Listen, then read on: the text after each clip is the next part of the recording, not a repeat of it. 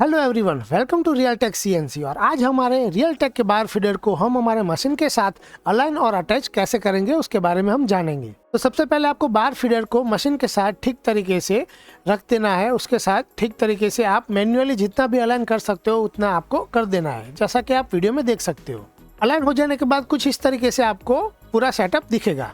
उसके बाद आपको एक चीज ध्यान में रखनी है कि जो हमारा बोरिंग बार है मशीन का और जो बार फीडर का पुशिंग रॉड है, उन दोनों के बीच में 8 इंच का गैप होना चाहिए, जैसे कि आप यहाँ पे वीडियो में देख सकते हो। उसके बाद आपको ये चेक करना है कि जो बार फीडर का पुशिंग रॉड है वो अलाइनमेंट में है कि नहीं है।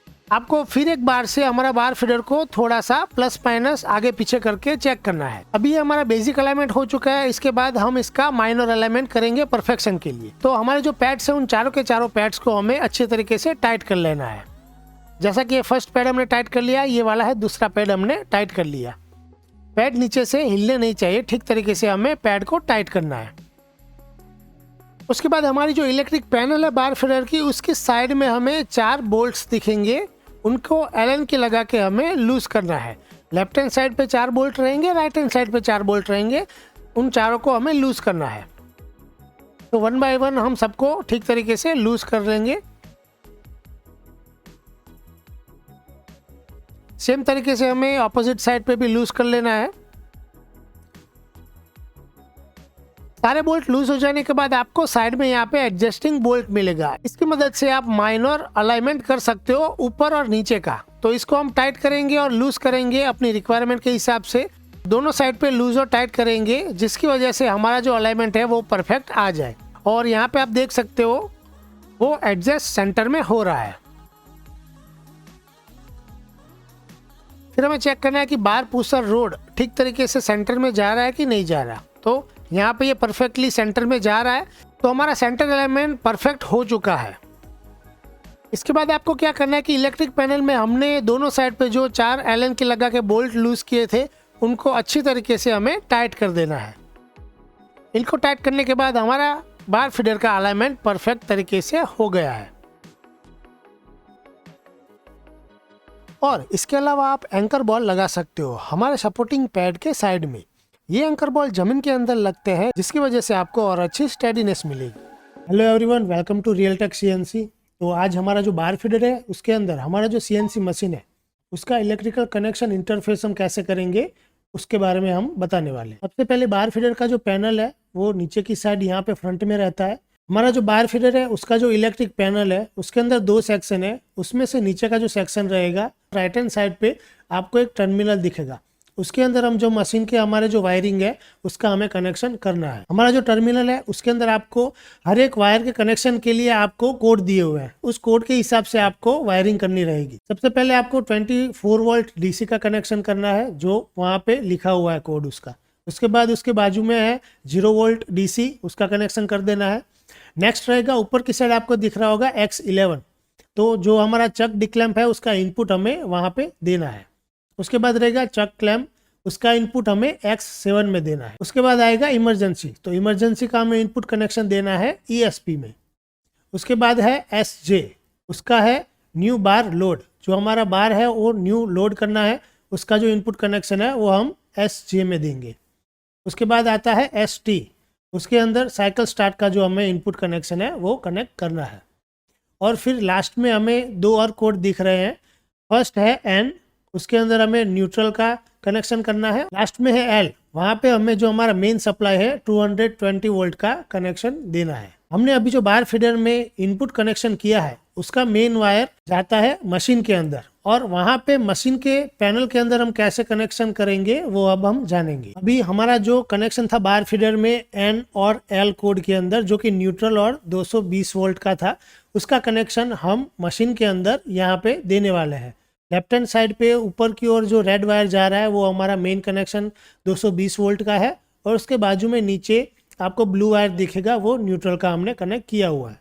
अभी मशीन के अंदर भी हमें सेम कोड को फॉलो करते हुए कनेक्शन देने हैं। सबसे पहले जो चक क्लैम्प का है वो हमें M10 के अंदर कनेक्शन देना है। उसके बाद जो चक डिक्लैम्प का है वो कनेक्शन हम देंगे M11 में। नेक्स्ट रहेगा 5 नंबर का कोड, जिसके अंदर हमें देना है इमरजेंसी का कनेक्शन। अभी हम जाएंगे पैनल में ऊपर की ओर और ड्राइव के अंदर हम लोग डीसी सप्लाई का कनेक्शन देने वाले हैं। जैसा कि आप देख सकते हो 24 वोल्ट डीसी का जो कनेक्शन है वहां पे हम 24 वोल्ट डीसी का कनेक्शन देंगे और ऊपर की ओर 0 वोल्ट का कनेक्शन देंगे। जो हमारा 0 वोल्ट डीसी का कनेक्शन है वो ड्राइव के अंदर। फिर न्यू बार लोड का जो कनेक्शन था वो हम ड्राइव में X01 में देने वाले हैं। और साइकिल स्टार्ट का जो कनेक्शन है वो हमें कंट्रोलर के पैनल के अंदर जो साइकिल स्टार्ट का बटन है वहां पे हमें यहाँ पे देना है। जैसा कि आप देख सकते हो ब्राउन कलर का वायर हमने कनेक्ट किया हुआ है। आज हम बात करेंगे बार फीडर के बारे में और बेसिक नॉलेज आपको दें। तो सबसे पहले आप देख सकते हैं ये जो स्विच है आपको उसको ऑन कर देना है। ये ऑन होते ही हमारा मशीन ऑन हो जाएगी।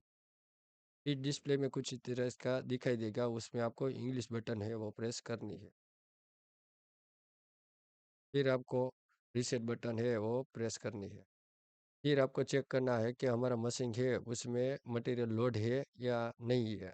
मान लीजिए आप देख सकते हैं इमेज में मशीन हमारा है उसमें मटेरियल लोड है। फिर आपको इस बटन में देखना है कि ऑपरेशन विथ मटेरियल है वो रेड कलर की दिखाई देगी, वैसे सेम रखनी है। और मान लीजिए मटेरियल नहीं है हमारे चक में, तो आपको फिर वही स्विच में जाना है और वो नो मटेरियल ऑपरेशन लिखा आ जाएगा, वो एक बार प्रेस करोगे तो।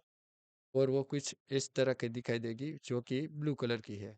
ये सब प्रोसेस हो जाने के बाद आपको मटेरियल है या नहीं है वो सब कंफर्म हो जाने के बाद आपको ऑटो स्टार्ट की स्विच प्रेस करनी है और हमारा मशीन है वो ऑटो स्टार्ट में चला जाएगा। फिर हमारा मटेरियल रहेगा अंदर, तो उस हिसाब से मशीन चलेगी। अगर नहीं है तो नया बार लोड करके मशीन चलने लगेगी।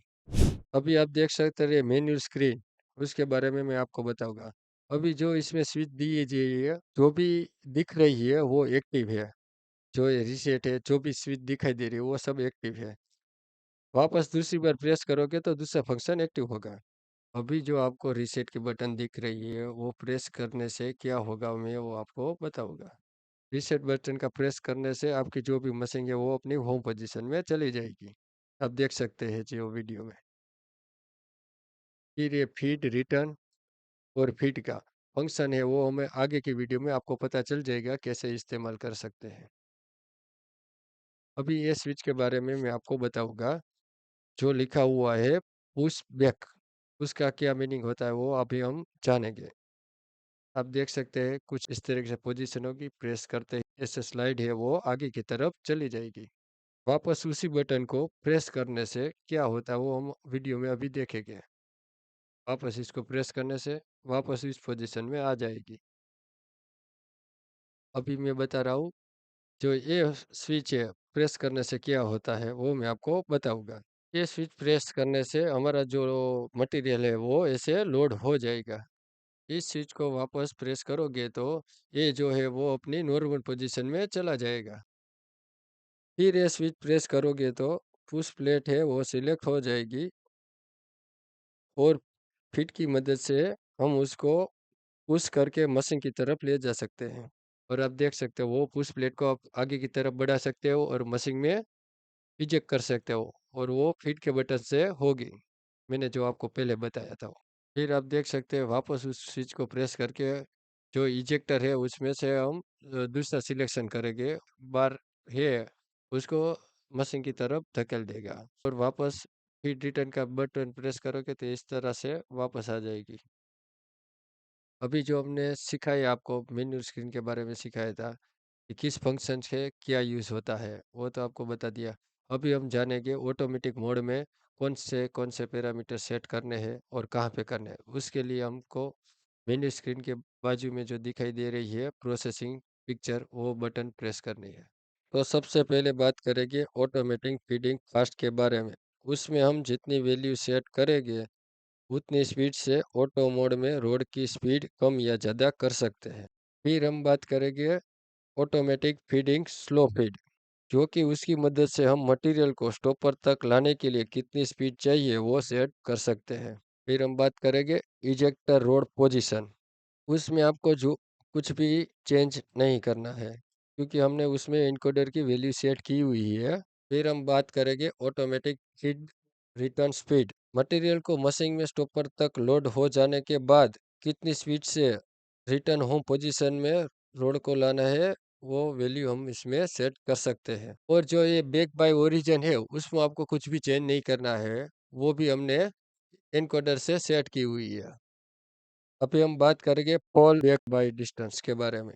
उसमें हम जो वैल्यू डालेंगे उसके मुताबिक हमारी जो पुश रोड है वो हमारा मटेरियल को स्टॉपर तक लाने के बाद कितने डिस्टेंस में पीछे आएगी, वो वैल्यू सेट कर सकते हैं।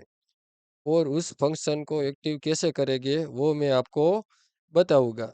सबसे पहले जानेंगे कॉल बैक बाय डिस्टेंस। उसमें पासवर्ड की मदद से हम स्विच को अलग अलग तरीके से सिलेक्ट कर सकते हैं। ये दूसरे की तरह डायरेक्ट सिलेक्ट नहीं होगा। इसमें पासवर्ड डालेंगे 0 0 0 0 4 0, फिर यहाँ ओके देना है। अब आप देख सकते हैं हम ये स्विच को प्रेस करेंगे तो इसका वैल्यू हो चेंज हो रही है, मतलब सिलेक्ट करेंगे, दूसरा सिलेक्ट करेंगे, वो हो सकता है। तो हम सबसे पहले जान लेते हैं बैक बाय ओरिजिन के बारे में। उसका यूज़ हम ज़्यादातर करते हैं।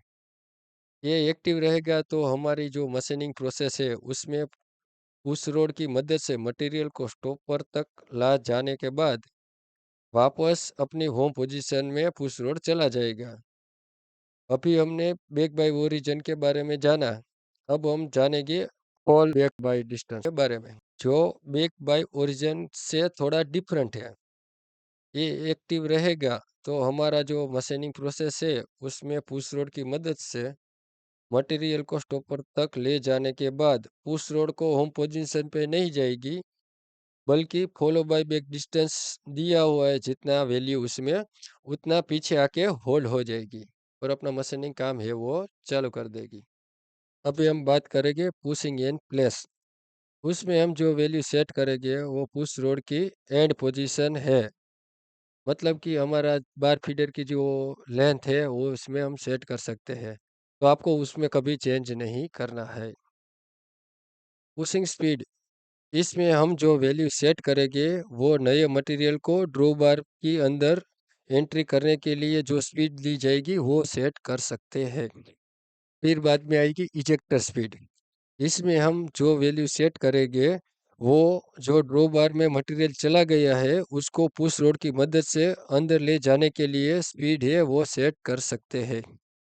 फिर हम बात करेंगे इजेक्टर हेड पोजीशन के बारे। इसमें हम जो वैल्यू सेट करेंगे उसकी मदद से हम मटेरियल को आखिरी टुकड़े को चक से बाहर निकाल सकते हैं। मान लीजिए हमारा 1500 mm का रोड है, लास्ट पीस है वो 45 mm तक रखना है, तो वो टुकड़ा है वो बाहर फेंक देगा। फिर आएगी फर्स्ट फीडिंग पोजीशन। उसमें आपको कोई भी चेंज नहीं करना है, वो वैसे ही सेट रखनी है। फिर आएगी फर्स्ट फीडिंग स्पीड। उसमें आपको ऑटोमेटिक फीड स्लो स्पीड में जो वैल्यू सेट की है वही इसमें सेट कर देनी है। फिर हम बात करेंगे शॉर्टेस्ट फीडिंग। वो क्या है कि हमारी जो कंपोनेंट बन रहा है उसकी टोटल लेंथ है। अभी हमारा कंपोनेंट बन रहा है उसकी टोटल लेंथ 17 mm है, तो मैंने अभी 17 mm सेट की गई है। आपका कंपोनेंट की जो साइज रहेगी वो इसमें आपको डालनी है। अभी हम बात करेंगे टेलिंग पोजीशन। इसमें आपको जो लास्ट में मटेरियल का आखिरी टुकड़ा है वो क्लैंपिंग के लिए कितना रखना है उसकी वैल्यू सेट करनी है।